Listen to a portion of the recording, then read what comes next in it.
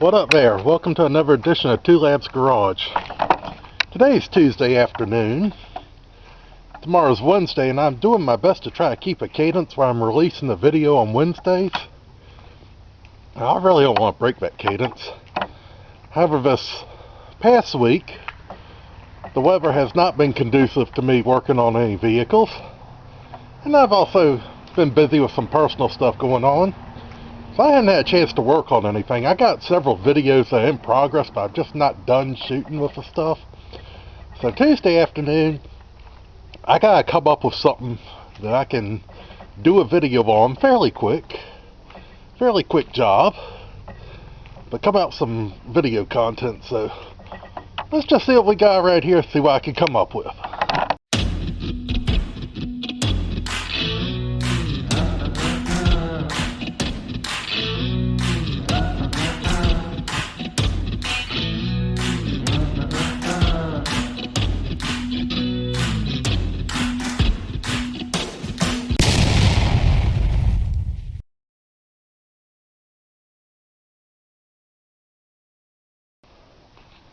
Alright, so after looking around and a little consideration, I decided I'd go ahead and work on the plugs and the wires on the 79 Dodge pickup. And really just the next installment of the series about getting back to the basics. I wasn't really looking to do this right now because I still got the front end of this truck jacked up.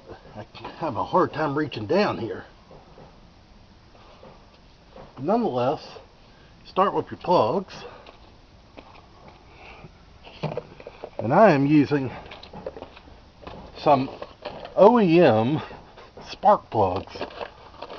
I'm putting OEM Ford spark plugs in a Dodge, yes. And the reason for that is pretty simple. People might think it's because I'm a Ford man and all, but I think the reason really stems from I'm a cheap man, and that was the cheapest one that they had when I went to order.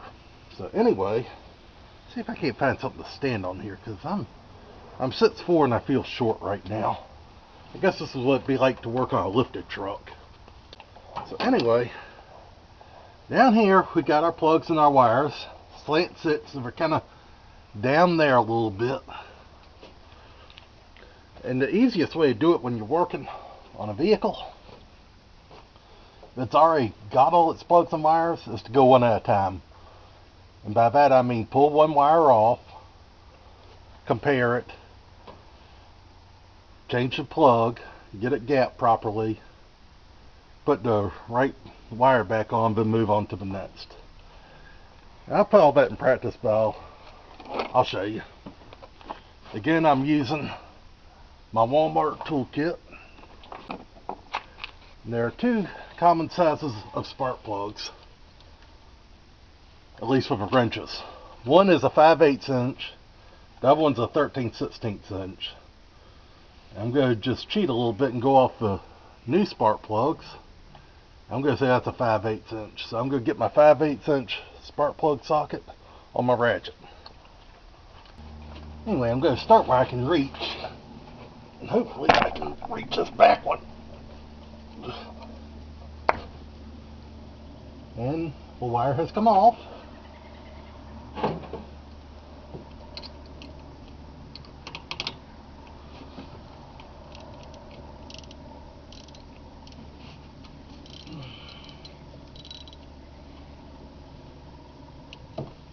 This is a little bit of an uneasy feeling.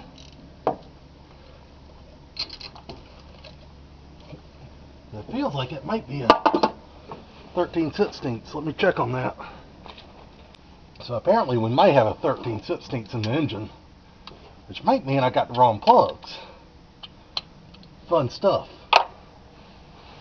So anyway, I switched over to my 13/16 socket, got down my ratchet.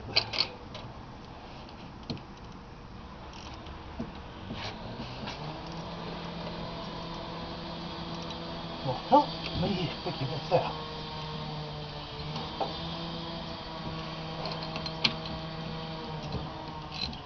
Maybe not.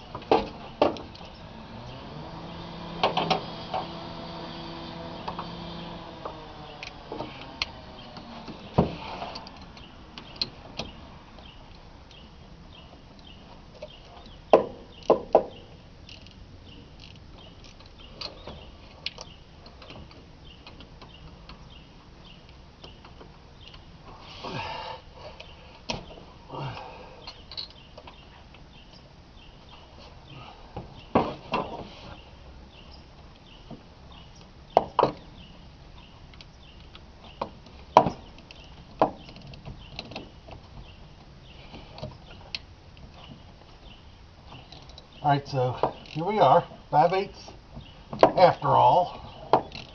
Had a little confusion there for a minute because I'm not used to the angle of these slant 6 plugs. But first for everything.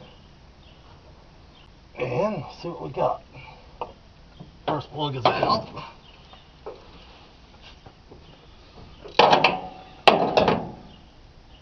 And geez, pretty dark. Don't want to sit on it. So that probably means we're running a little rich. Auto lights. Yeah, this plug doesn't look too awful. So anyway, we got gaffer plugs. And actually, I'll take y'all down for a second. The gap for the plugs is on this inner fender tag. So right there we have 0.35 or 0.035. So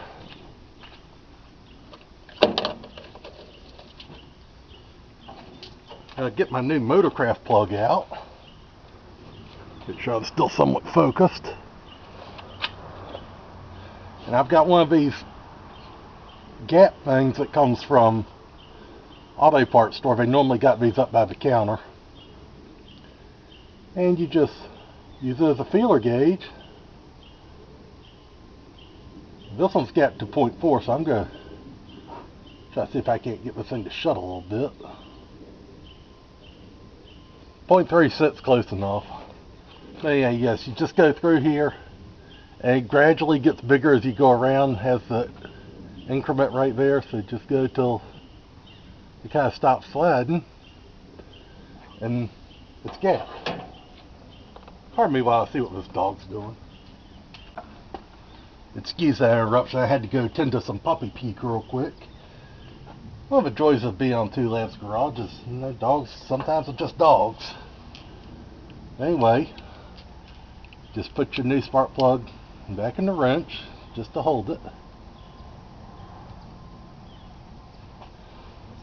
And the way I like to do it is I like to hand thread it back in.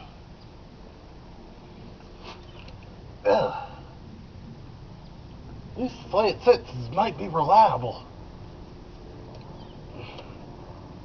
They ain't the easiest things to change plugs in. Certainly not the hardest. I can show you the hardest.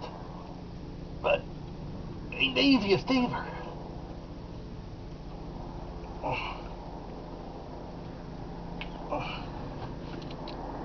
And then just take your wrench. I don't think I need this extension.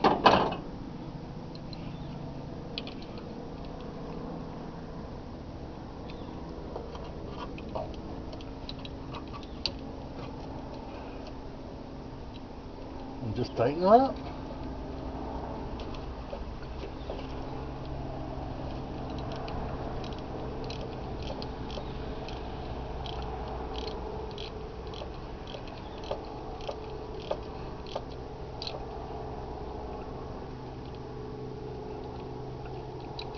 Come on. Alright, so that plug's changed. Only thing we got left now is the wire. So I need fired in the wire, but I pulled off that one. And I do it. Right here. So I take my wire, pull it off the top of the distributor cap. And the way I like to do it is one by one, you take them out. Really, this one don't look bad at all. Huh. If I get a revival where I got some really bad stuff, I may hang on and reuse these. Nonetheless, I got new ones. I'm going to do the right thing here.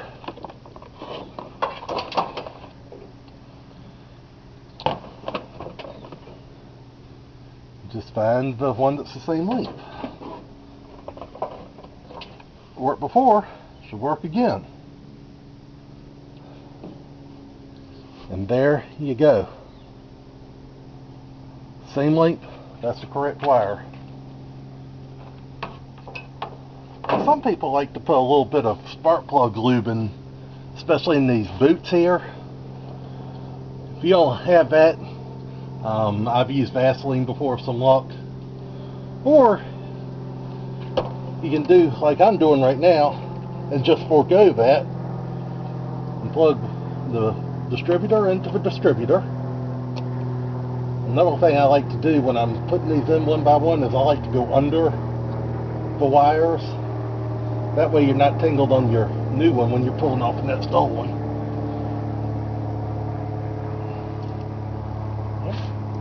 Push her down so she seats good on the spark plug. There now. That's changing plug and wire. The only difference is I gotta do it 5 more times to get this inline 6 going. Another thing I'll mention too is some people, especially if all your wires are missing, you gotta start from scratch. You can look up your firing order, and then you start with a plug the furthest away from the distributor. Hold your wires like this even on one end. Start with your longest and work to your shortest. And that'll give you the correct wires for each one. So anyway, I think I'm going to do this probably in fast forward, do a time lapse while I change the other 5. If there's something that may be interesting and different, I will pause and show you.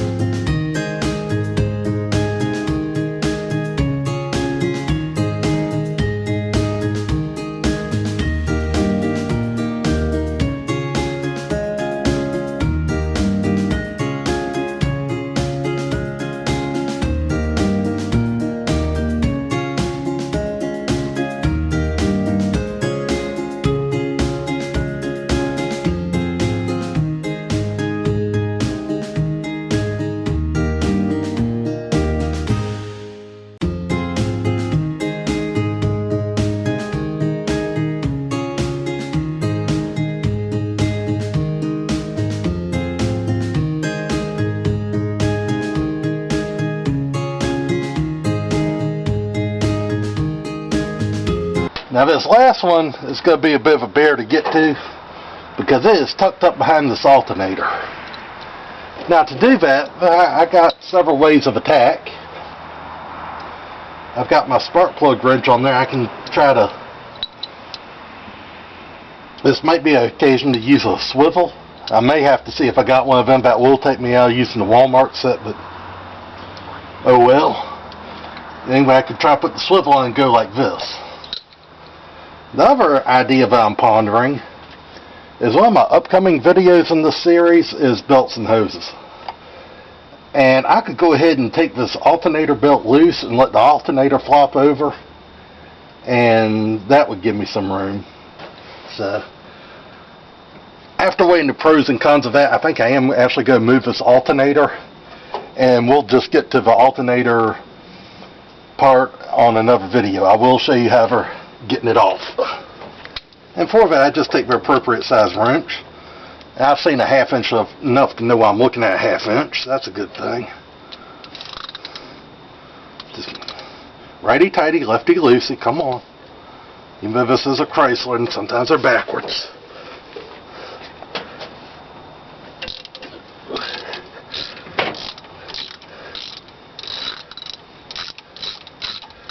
Now if you were just going to do the belts, you just loosen this bolt up. But since I am going to flop it out of the way to get to that last spark plug, I'm going to take it all the way out.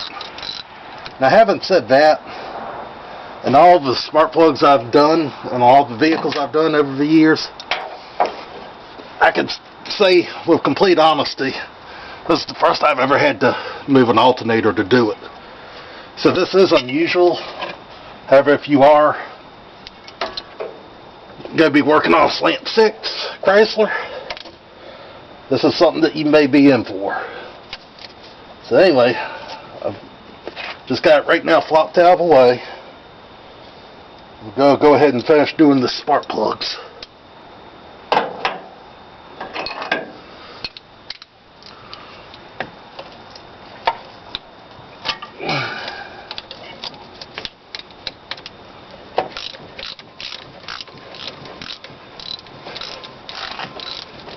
And as you'll see in the belts video coming up, taking that alternator out of the way really isn't a big deal. Ooh, what in George is this? Ew, gross. Anyway, needs a new one.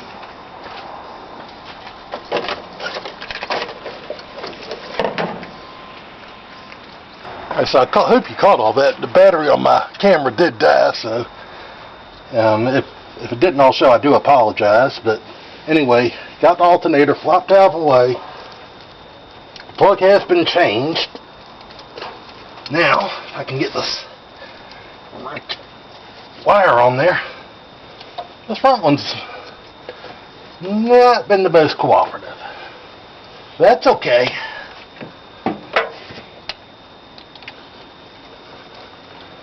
I'm going to go fish this wire down here, plug it into the distributor,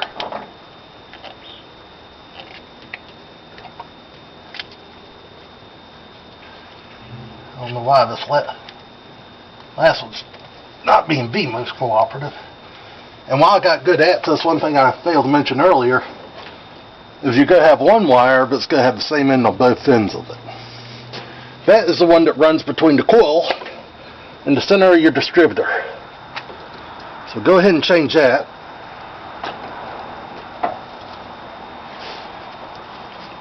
Pop this one on and on. Get on there.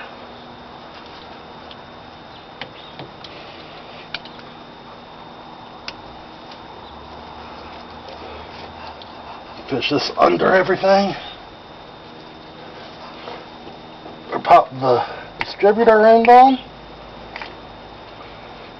Let's pop the distributor end on. There we go.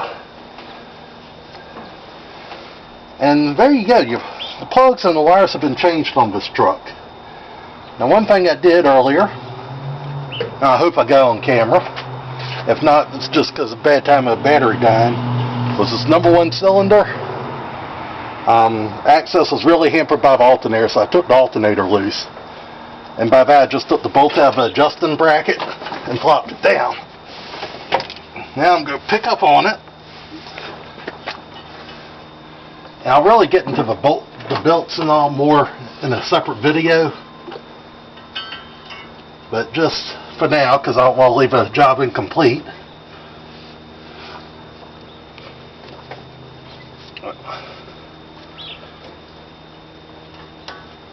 Got some slack in it. Got my belt tensioned, or close to it anyway.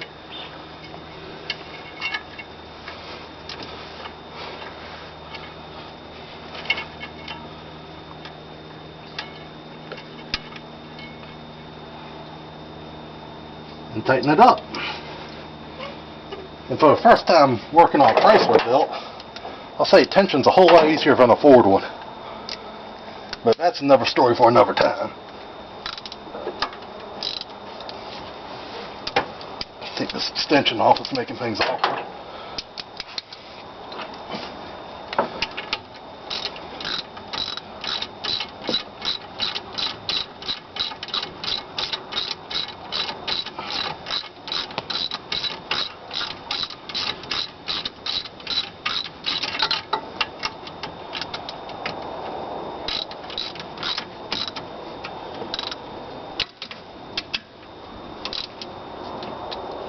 So there you go.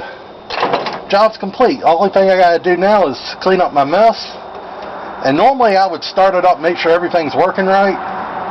However, like the oil change video, I'm still not done putting the transmission and clutch back in it. I got the clutch in, but not the transmission. So anyway, unfortunately, got to wait on that. What in the devil is this? Huh, came with 2 coil wires, I see. Okay, well the short one thankfully was able to work. I got this long one now I can use in reserve status. So anyway, that's changing spark plugs. And that same method works pretty much on any vehicle. It doesn't matter if you're working on a 4-cylinder, inline 6, a V6, or even a V8. V8, you just got your plugs down here, your wires that come up to a distributor in the middle. You got your coil wire that goes to the coil. It's really the same thing. I just showed you on an inline 6 because that's why I need to change plugs and wires on. Now newer cars, with coil packs, they are a little different. I'll see if I can't show you one of them real quick. Turn these lights on. Alright, this is a little darker, but it's this is my 96 Thunderbird. It has coil packs. So right here you got a bank of coil packs. There's 4 of them. Then on the other side you got the same thing. So you don't have the coil wire in the center, you just got the plug wires. And you just pinch these together, pull them up, follow it down to your spark plug, which are on top of the engine here. I know this is a little hard to see. And really it's not a whole lot different working on this. Another thing I'll show you real quick here is the same vehicle that's on my premiere video. When I did the plugs and wires on my wife's Jeep Patriot, I actually covered the plug process pretty well in that. The only thing is, I mentioned moving some little red tabs. The coils on these are actually on top of the plugs. So this is just a supplement. You pull this tab back. I believe you use a small flathead screwdriver, and then a Torx bit to get that off. And really, once you do that, you pull the wire off, pull this up, or in the case, I think when I did that, these wanted to stick and I didn't want to really stress the wires. So I pulled it up and I had plenty of room. So anyway, another thing you may have caught if you watched that video is at the end I didn't say anything about snapping these back on. I realized it after I'd gotten done shooting, so I did finish it before I sent it down the road. But yes, this is a 2016 that has the coil packs literally on top of spark plugs, so there are no wires. But yes, this is how it's done on a newer vehicle. So one vehicle I had a bear of a time working on was this Pontiac Grand Am. And this was while it was actually still my wife's vehicle, but the front 3 spark plugs, pretty easy to get to. And the wires just travel through that loom up here for coil packs. Very similar to the Thunderbird. Where the troubles came are these back spark plugs, which I don't think the camera will even pick up on them. But down here, man, my wire's loose. Huh, maybe that's why it's been missing. Cool. But anyway, yeah, those plugs back there are very difficult to get to. I actually broke one off in the process, and that was a bear to get out. So if you want to know what I think the worst ones to get to, at least from what I've worked on all this, is anything with a front drive V6. Anyway, like I said, you can do this. I got faith in you. Don't be afraid to work on your own rigs. 2 Labs Garage, I really believe if I can do it, you can do it. So if you would, go ahead and hit the like and subscribe button. They really help me out a lot. Ring that notification bell so you know when I'm coming out with new stuff. I'm really planning on growing this channel. The more it grows, the more I hope to come up with some more exciting content. So thank you for spending your evening or day with me, and I'll see you next time.